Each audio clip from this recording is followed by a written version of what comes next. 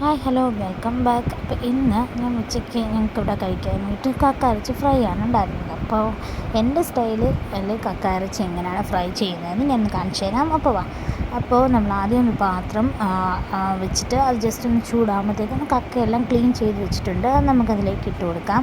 എന്നിട്ട് നന്നായിട്ട് അതൊന്ന് നമുക്ക് ഡ്രൈ ആക്കി എടുക്കാം. വെള്ളമൊക്കെ കാണും, അപ്പോൾ അതിന് വെള്ളത്തിൻ്റെയൊക്കെ കണ്ടൻറ്റ് പോകാൻ വേണ്ടി നമുക്കൊന്ന് ഡ്രൈ ആക്കി എടുക്കാം. ഞാനപ്പോൾ കുറച്ച് മഞ്ഞൾപ്പൊടിയും കുറച്ച് ഉപ്പുകൂടി ഇട്ടിട്ടാണ് ഡ്രൈ ചെയ്തെടുക്കുന്നത്. നന്നായിട്ട് ഇളക്കിക്കൊണ്ടിരിക്കണം. എപ്പോഴും ഇളക്കിൽ നിർത്തിക്കഴിഞ്ഞ് ചിലപ്പോൾ അടി പിടിക്കാനുള്ള സാധ്യതയുണ്ട്. അതുകൊണ്ട് നന്നായിട്ട് ഇളക്കി നമ്മൾ കൊടുത്തുകൊണ്ടിരിക്കണം.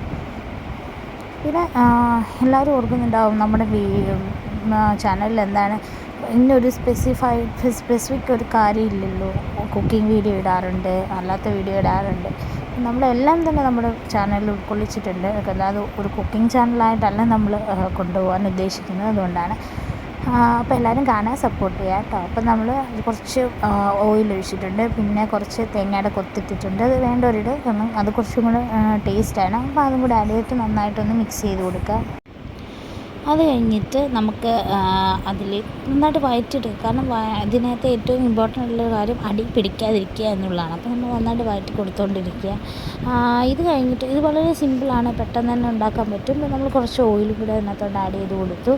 അത് പൊട്ടുമെന്ന് തോന്നുമ്പോൾ ഓയിൽ കൊടുക്കാം. പിന്നെ ഞാനൊരു സവോളയും കുറച്ച് ഒരു ബണ്ട് പച്ചമുളകും ഇഞ്ചി വെളുത്തുള്ളി കറിവേപ്പിലൊക്കെ കൂടി ഇട്ടിട്ടുണ്ട്. ജസ്റ്റ് അതൊന്ന് നമുക്ക് സോട്ടായി കിട്ടിയാൽ മതി. അല്ലാണ്ട് ഓവറായിട്ട് വെന്ത് അങ്ങനെ ഇതായിട്ട് പോകുന്നതും വേണ്ട. നമുക്ക് ജസ്റ്റ് ഒന്ന് ഇത് ചെയ്തെടുത്താൽ മതി. ഞാൻ കുറച്ച് ഉപ്പും കൂടി ഇട്ടിട്ടുണ്ട്, ഒന്നും കൂടി ഒന്ന് വഴറ്റിയിടുന്നുണ്ട്. പിന്നെ കുറച്ച് മഞ്ഞൾപ്പൊടിയും കുറച്ച് മുളക് പൊടിയും കൂടി ആഡ് ചെയ്ത് ആ മുളക് പൊടിയുടെ പച്ചമണം മാറുന്നിടം വരെ ജസ്റ്റ് ഒന്ന് വഴറ്റിയെടുക്കുന്നുണ്ട്. നന്നായിട്ട് തന്നെ ഡ്രൈ ആക്കി എടുക്കണം. പിന്നെ എരിവിന് വേണ്ടി ഞാൻ കുരുമുളക് പൊടിയാണ് യൂസ് ചെയ്തേക്കുന്നത്. കുരുമുളക് പൊടിയും കൂടി ഇട്ടിട്ട് നന്നായിട്ടൊന്ന് മിക്സ് ചെയ്തെടുക്കുക.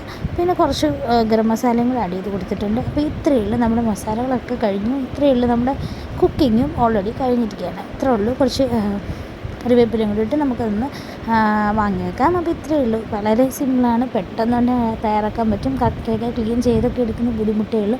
അപ്പോൾ എല്ലാവരും ഒന്ന് ട്രൈ ചെയ്ത് നോക്കുക. നോക്കിയിട്ട് നമ്മളോട് അഭിപ്രായം പറയണം കേട്ടോ. അപ്പോഴത്തേക്ക് ഇതൊക്കെ കൂട്ടിയാണ് ഇന്നത്തെ ഉച്ചയൂണ്. എന്തായാലും അടിപൊളിയായിട്ട് കഴിച്ചു.